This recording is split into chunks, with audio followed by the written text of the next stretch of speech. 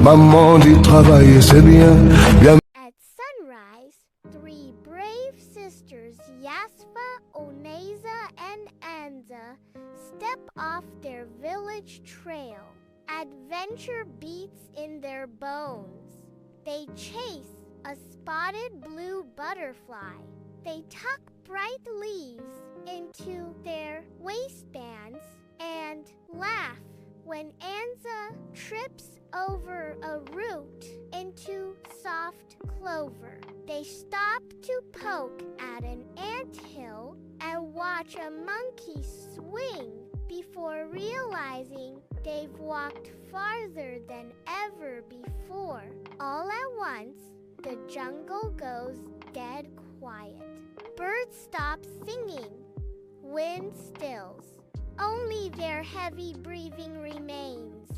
Something feels wrong, Yasfa whispers. A low roar shakes the leaves. A huge tawny lion steps out, golden eyes locked on the girls.